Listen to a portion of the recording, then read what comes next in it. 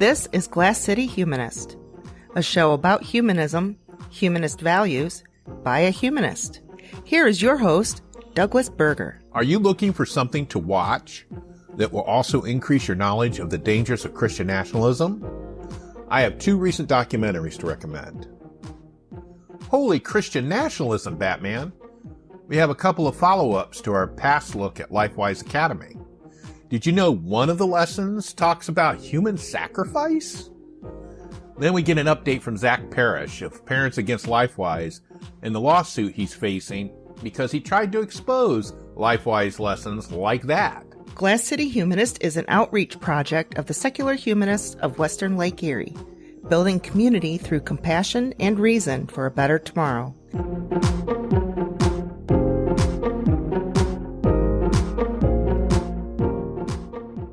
With 2024 being an election year, I have been concerned about politics in general and our democracy here in the United States.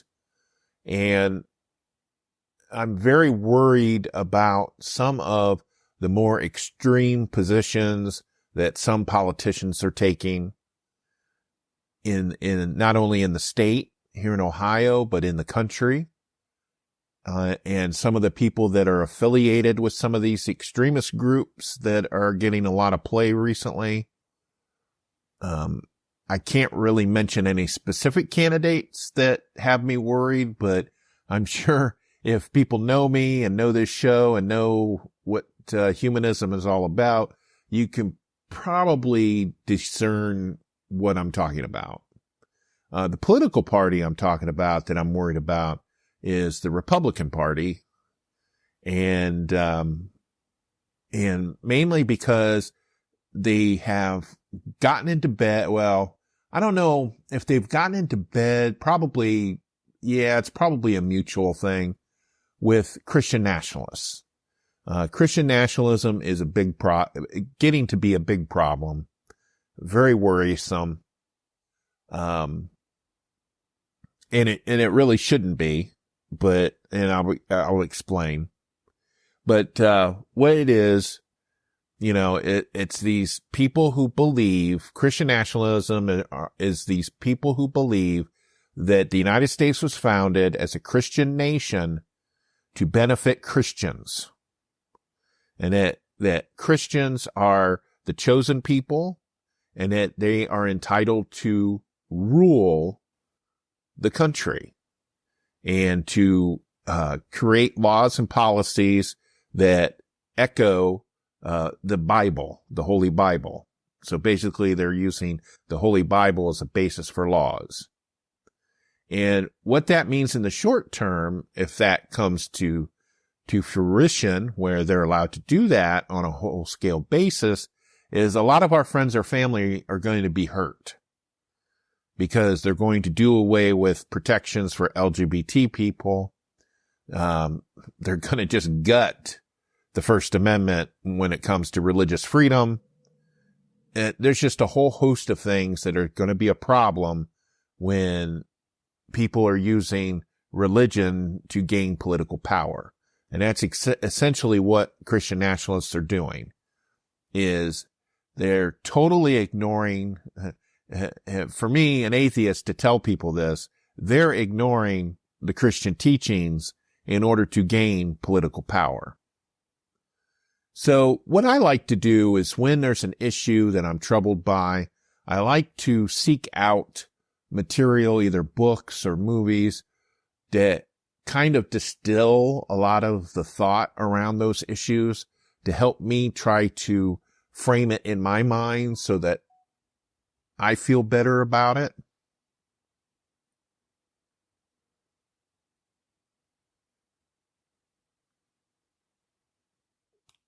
And so this year in 2024, there's a couple of documentaries that have been released. The first one is titled Bad Faith.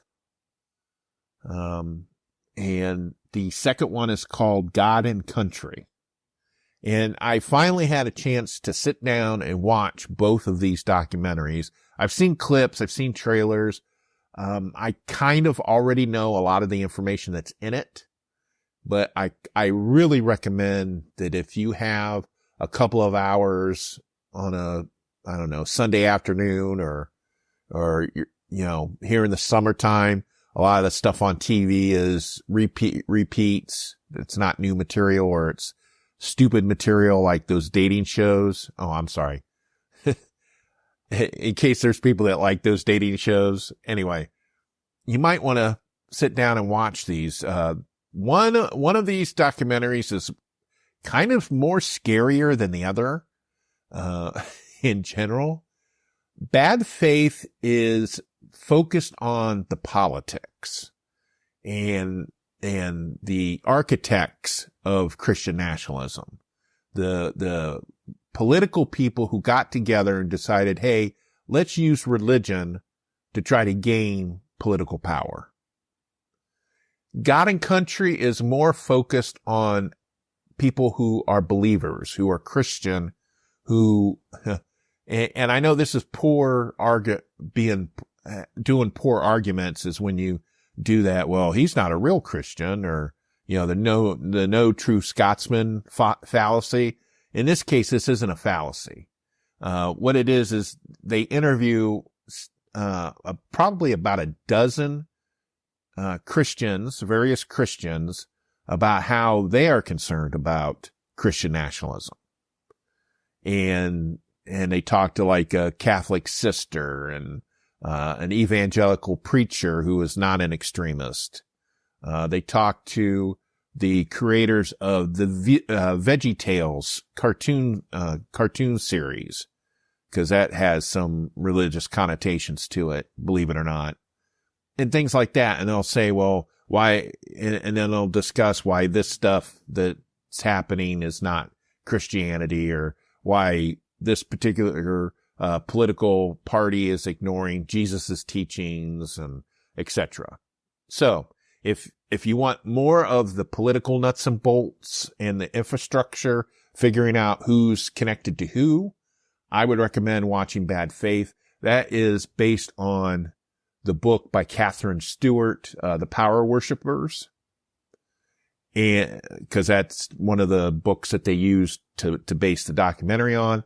And then God and Country is more for people who are either Christians or have family members who are Christian, and they want to try to help them in their political education.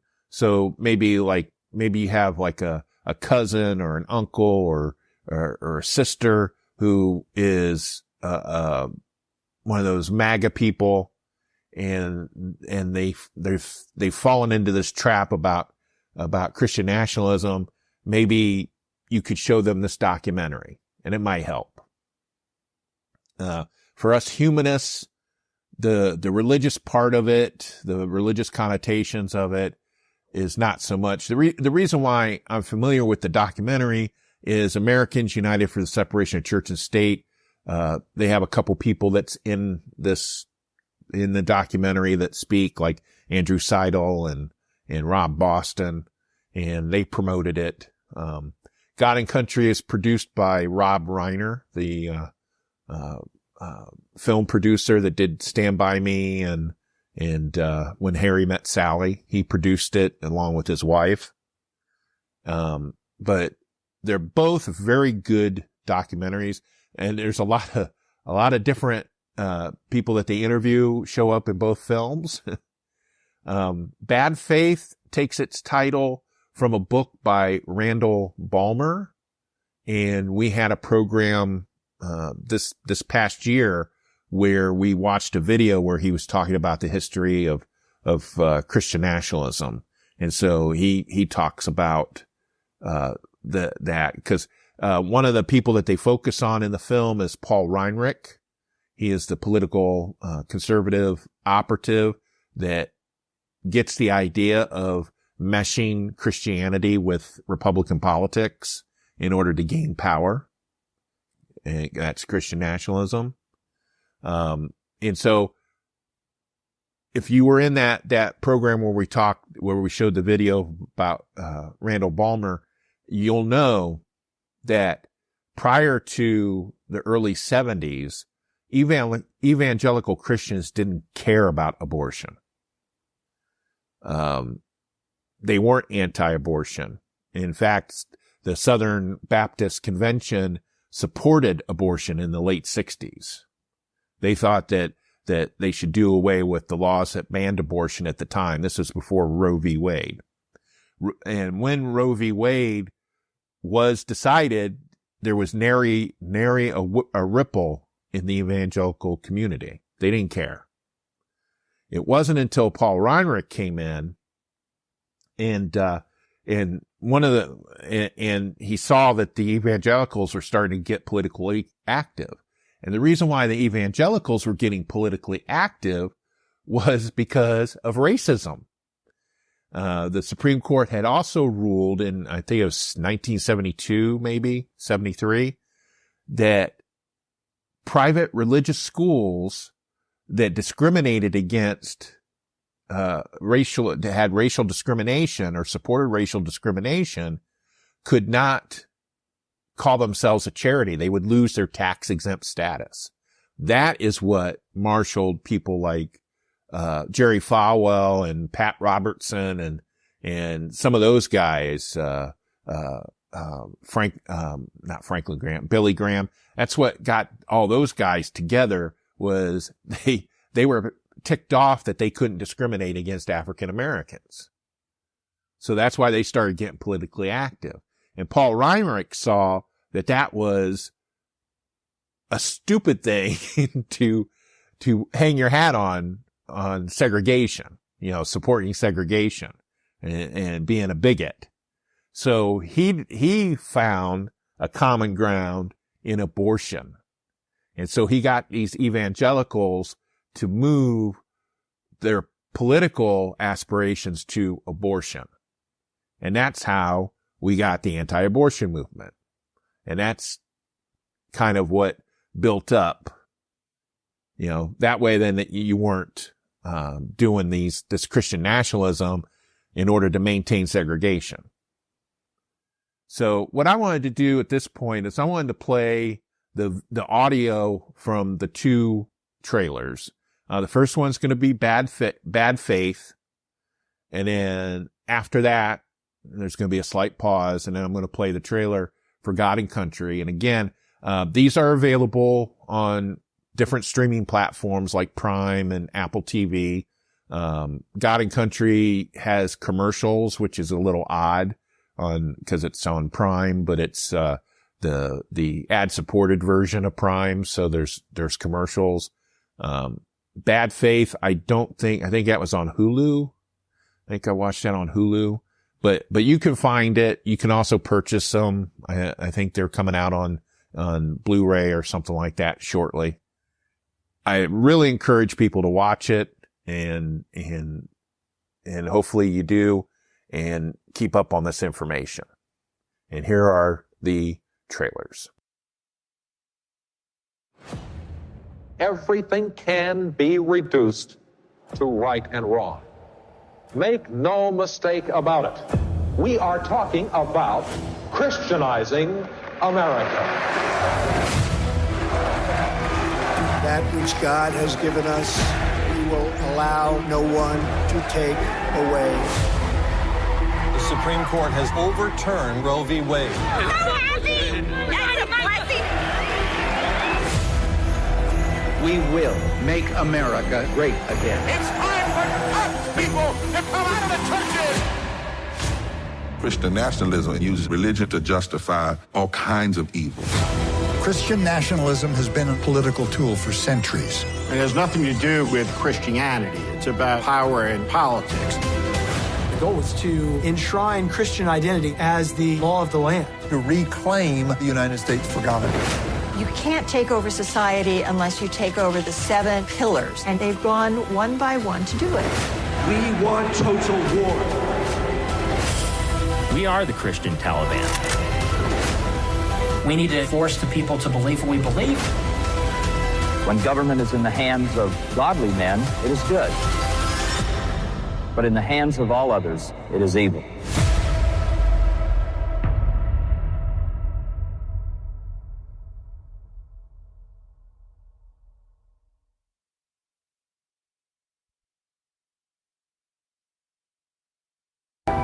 America and Christianity are like baseball and apple pie, and we celebrate them together. I was 16, 17 years old when I became a Christian. I'm an evangelical minister. I've been a Christian my whole life. I'm a Christian nationalist. I have nothing to be ashamed of because that's what most Americans are. Is Christian nationalism Christian? No, it isn't. We should be blazing forth as a countercultural example, and instead, we're leading the charge of malice and division. Christian nationalism uses Christianity as a means to an end, that end being some form of authoritarianism. Being a Christian is about the values of inclusion. Christian nationalism is certainly not based on the values of the gospel. God wants America to be saved. They're told over and over and over again that you're in danger. You need to fight if you don't want to lose your country. We are in a civil war between good and evil. This is not a movement about Christian values. This is about Christian power. What happens to the people who don't believe this stuff? We are on the precipice. God is on our side. We're taking our nation back. The thing that keeps me up at night is that we lose democracy. Does that seem possible? Yes.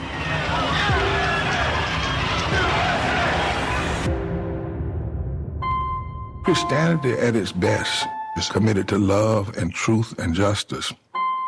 If we do this right, what a country we will be.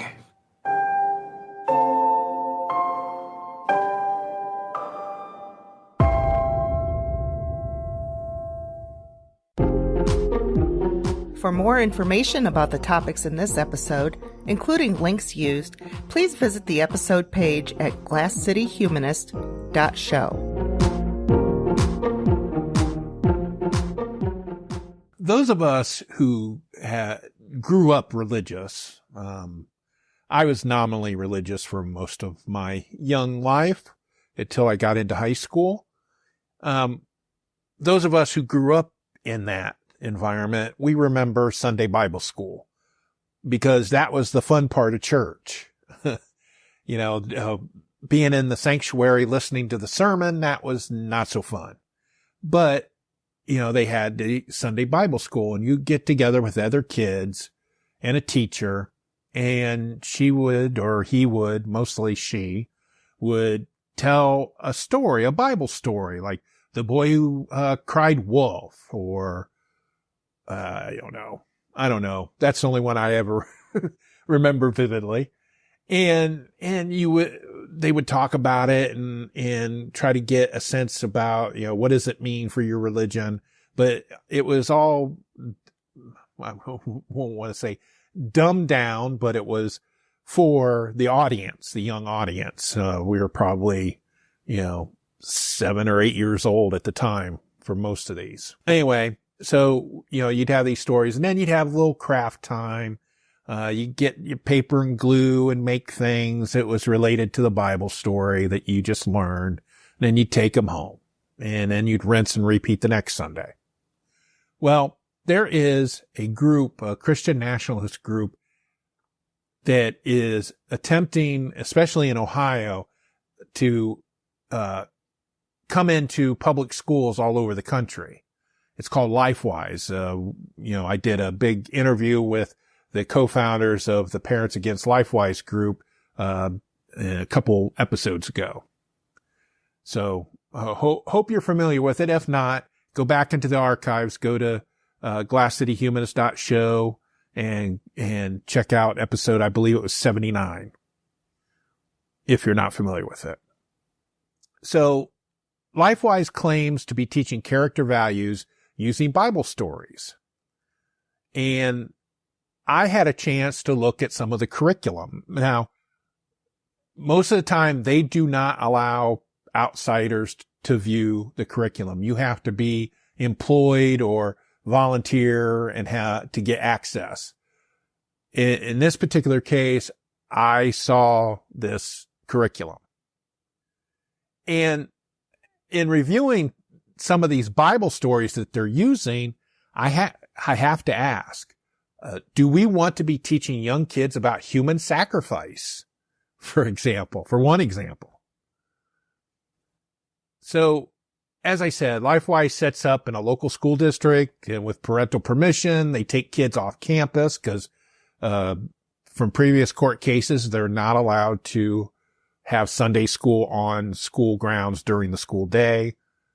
And then they go to an off-campus site for Bible learning that's disguised as character and value education.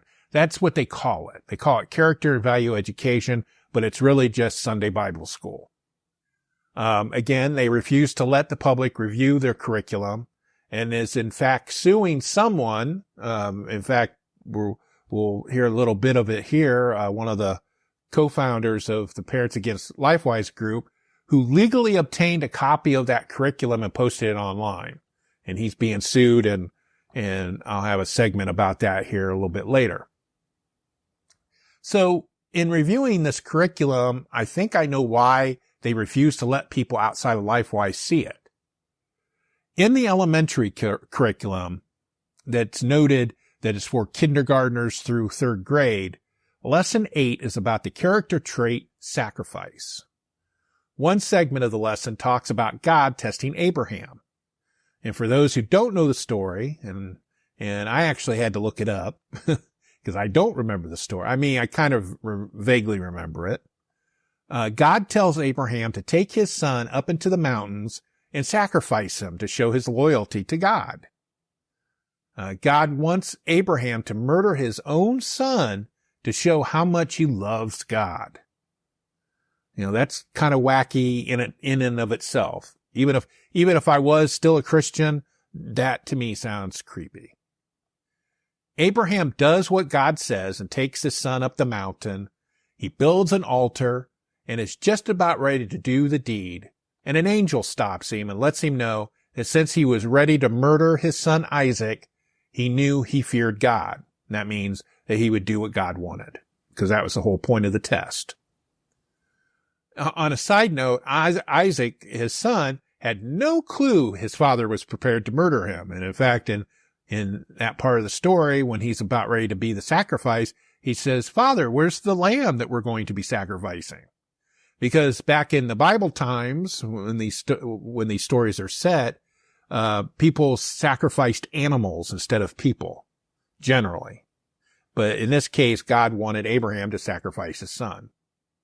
So not only is LifeWise teaching little kids, now we're talking about kindergartners through third grade, that human sacrifice can be a good thing as long as it's for God. Here's another tidbit.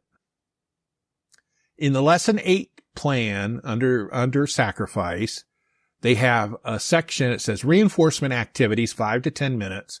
It says act it out, older students. It says lead students to act out the Bible story. Copy the following script for volunteers to read as they act out the roles of Abraham, Isaac, 2 servants, the angel of the Lord, and the ram. If possible, give them a hat or a prop to designate their characters. Remaining students can follow along in their Bibles. And then in a note at the bottom, it says, if time allows, choose new volunteers to play the roles. Encourage students in the audience to gasp or cheer, providing sound effects where appropriate. So this activity in the LifeWise curriculum is to have older students act out Abraham's test. So they go through the whole motion of human sacrifice, and then one of them has volunteered to be the angel to stop the whole thing. It's ridiculous. And then they have the other kids provide sound effects. So the reason why this is a problem is because we know that some young kids have issues with what is real and what is not real. So should we really be teaching this particular story at this particular time?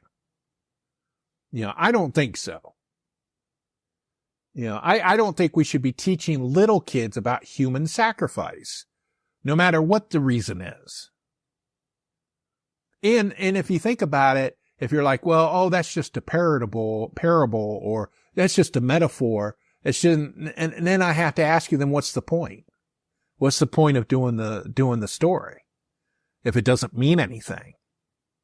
You know, what it means is Abraham shows his devotion to God, so much so that he was going to murder his son to prove it. You know, that sounds like terrorism to me. That sounds like the Taliban in Afghanistan to me. But that's not the only problematic story in the curriculum. I mean, there's many others, and you know, one of these days it's going to be available and you can go through it. But this was the other one, a cursory glance I just did. They did a lesson about the trait submission. You know, right there, right at the start, the trait submission. The submission is choosing to be under the authority of others. In the subtitle, it says, God is my good and perfect king, so I can submit to his desires for me. All right. And so one of the quotes here from that lesson is, submission means learning to be a good follower. Instead of doing our own thing, we can do what we are asked. We don't talk back or demand our way. We choose to follow the leader, whether that is God, our parents, our teachers, or other good authorities God puts in our lives. And what's in an ironic twist on this lesson, the title of the lesson is called Jacob's New Name. And some of the activities have kids choosing a new name as a game. Yet, Joel Penton and LifeWise, they're against kids choosing their own name to socially transition at school.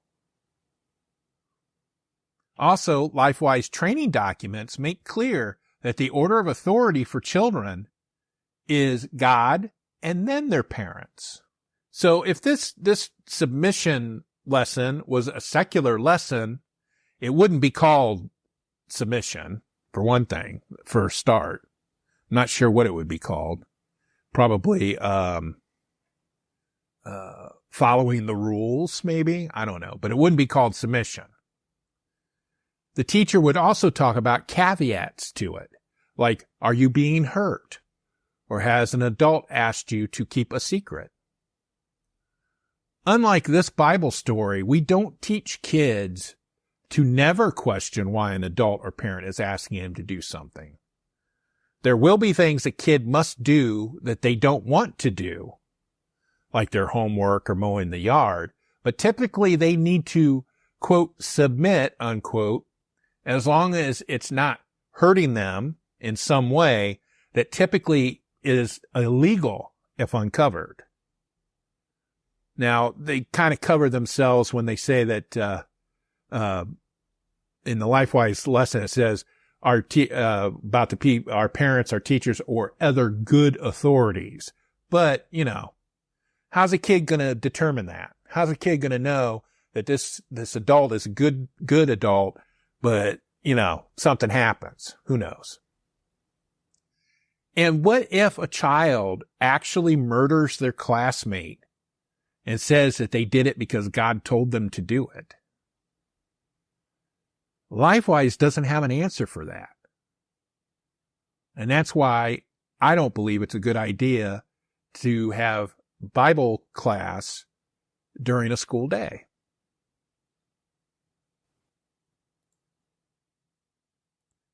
But if you'd like more information about the problems with LifeWise, you know, be sure to check out that recent episode of the Glass City Humanist. It was episode, I believe, number 79. It was I think it was published on June the 4th. So if you go to glasscityhumanist.show, and look in the archives, you'll see it. Hello, this is Douglas, host of the Glass City Humanist, inviting you to listen to selected segments of the Glass City Humanist on Toledo Community Radio Station WAKT 106.1 FM, Tuesdays at 7 p.m. Eastern Time. If you can't listen to us on the radio, you can live stream us on toledoradio.org or visit our On WAKT page on our website, glasscityhumanist.show, for past episodes.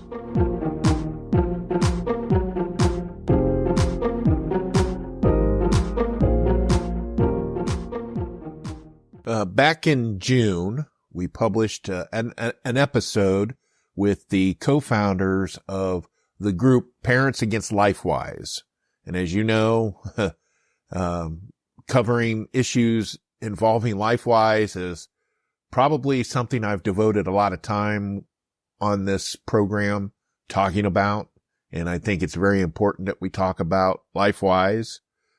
For those that don't know, LifeWise is the Christian nationalist group that is trying to attach itself to every public school in the country for Bible school during the school day. Not in the buildings, but they want to transport kids off campus and give them a Bible class once a week during the school day. And there's a lot of issues. So if you haven't listened to the original program that this epilogue is connected to, go ahead and do that. It's episode 79, and it was published on June the 4th. And it's almost an hour that I talked to Zach Parrish and Molly Gaines. This next segment was an epilogue or an additional interview I did with Zach Parrish last week, because one of the things that he's been doing to try to get people the information they need to make an informed decision about LifeWise is one of the issues is that LifeWise won't share their curriculum with anybody outside of LifeWise. They think it's a big secret. They claim it's because they have a contract with the author of the curriculum and they can't distribute it publicly. All right. So Zach legally obtained the material. And in the epilogue, we'll talk a little bit about that. And he posted it on the Parents Against LifeWise website in full. And LifeWise was not happy. They asked him to pull it down. He said no. They went to his website host. The website host pulled it down. Zach went ahead and put it up on a different file sharing platform. LifeWise had it pulled down from there. And then finally, LifeWise filed a federal lawsuit against Zach for copyright infringement. And that is what this interview, it's about a 10 to 13 minute interview I did with him last week. That's what we talk about. And I just wanted to introduce this clip. And again, if you want to hear the full original interview I did with both Zach and Molly, that's episode 79. But here is Zach talking about the lawsuit. And I'm joined here with Zach Parrish, who was in part of the original interview. And what we're going to talk about today is that Zach decided to put up on the internet the entire curriculum that LifeWise uses. This is the curriculum that they have to spend money on. It's part of the Gospel Project. And I looked it up, and it retails for per student something like $1,500 a year. And so Zach got access to it, and we'll talk more about that, and published it on the internet, put it up on the internet. And LifeWise is now suing him for at least $150,000 as a copyright infringement claim. And so thank you for joining me today on this little extra part of the interview. Zach, I appreciate it. Yeah, thanks for having me.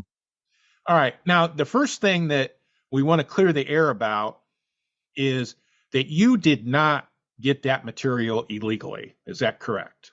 No, not by any means. Nope. All I did was go through some Google links and type some different URLs, and they've accused me of using brute force slug attacks. I don't even know what that is. They've accused me of using their source code in different reports. Literally, the only thing I did was go to www.whatever / and then change that / to access the different videos. That's how I accessed the training. The curriculum itself, once I accessed the training, it was super easy because they have videos showing you how to access it. They say that they only grant teachers access after they say they only grant paid teachers access. But all I did was type in a universal password and I was granted access. There was no login whatsoever to get that curriculum. So basically, in order for them to dumb down their system for just anybody to access it, you were able to access it. Yeah. And through no software or any means like that. I mean, they're literally trying to make it sound like I'm a hacker and I don't even know how to do that type of stuff. And also, to be clear, too, that they also filed a police report about it and nothing came of it, correct? Right, correct. Yeah, the police report ended with, "We don't know if he committed a crime. We don't understand, really." I mean, that's the synapse of the police report, yeah. Yeah, and they did the same thing to the gentleman from Tiffin that has the website, too. They accused him of hacking their system, and all he did was just normal, everyday internet tools, and their website was not secure. Right. For the information that they wanted. They not only accused him of hacking, they actually threatened felony charges in his cease and desist, which is not legal. You're not supposed to threaten criminal charges in a civil cease and desist. For their lawyers to do that is just unthinkable, but they did, you know. So when you were notified about this lawsuit, how did you feel? I mean, I knew it was coming. It wasn't a shock to me at all. I feel like I'm in the right, that's for sure. And the attorneys that I've talked to all seem to think I have a pretty decent case. There are definitely different options we can take that we've been talking about. So, yeah, I mean, I've never heard of a copyright infringement case coming from a third party. Usually, it's the creator of the material that's supposed to sue. Right, and that's a good point you bring up, because I'm not sure about the legal details of it, but again, some of the lawyers that I've talked to have made it seem like they're not the owners. It's they own a right to derivative work, is how the agreement is written, and that's how it's read. So that is part of what my lawyers have been discussing. Not my lawyers, I haven't paid for one yet, but that's the people that Legal I've talked people, to. Yeah, they've said that they don't even know if they have the right to make this claim against me. And also, to be clear, too, you did not post this information to resell it, correct? You weren't trying to undermine their business. No, I haven't made a dime off of it. That's their claim to damages.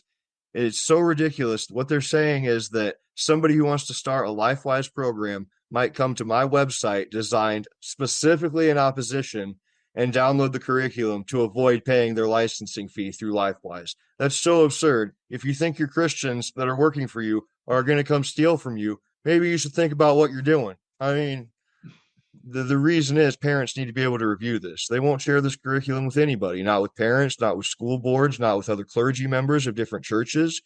If they're coming into our public schools and asking to remove these kids, they should have to meet the same standards of transparency.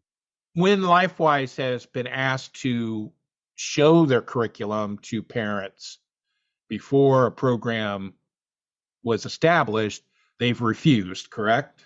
They offer a 27-page sample, which is also noted in the complaint, that they don't not offer it. They don't let people review it. They let them review 27 pages out of a 12-year curriculum. So, yeah.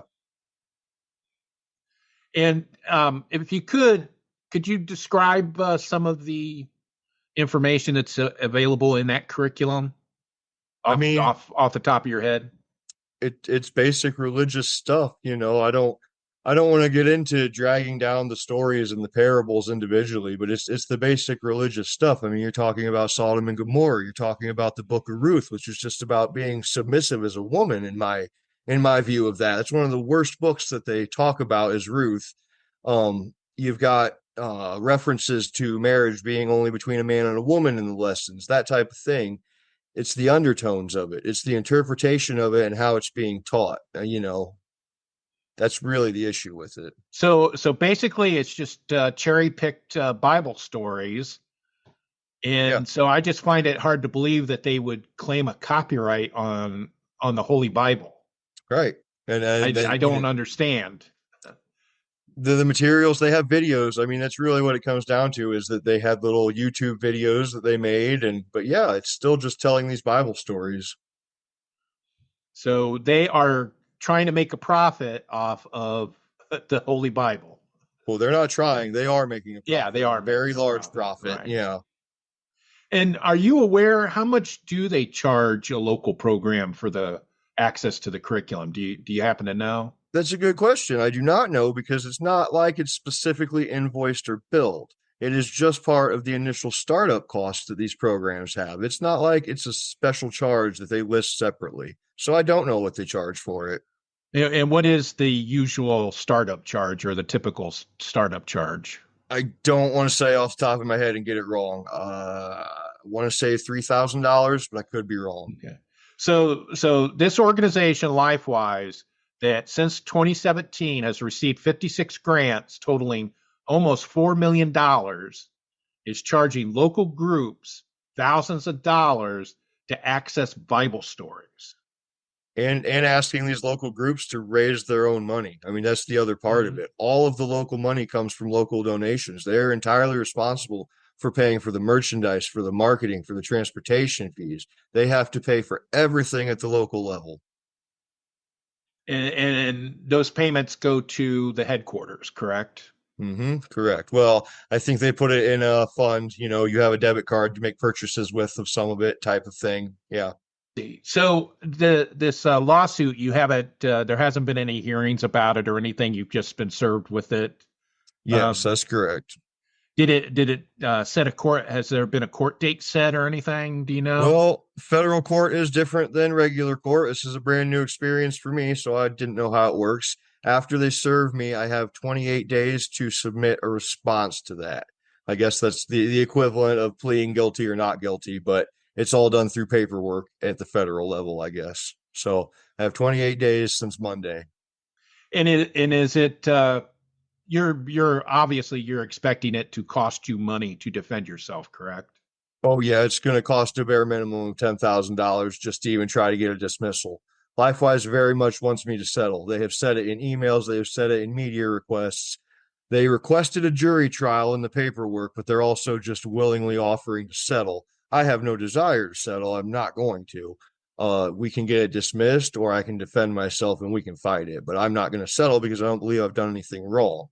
Have they suggested what it would be to settle it?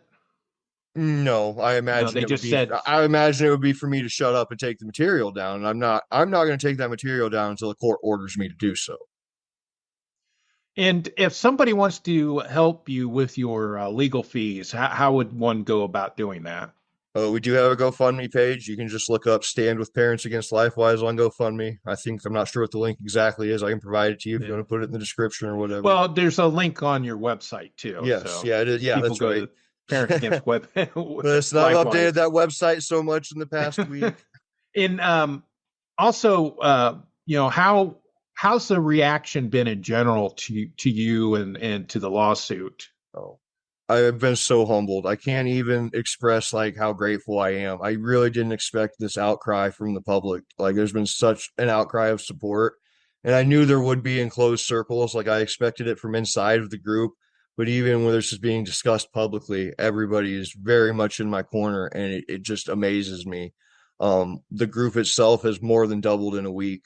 So every news article, the media, they're talking about it. People are paying attention now. And that's why I started this whole process, was to make people aware of what was going on and give them a chance to fight back and be knowledgeable about the subject.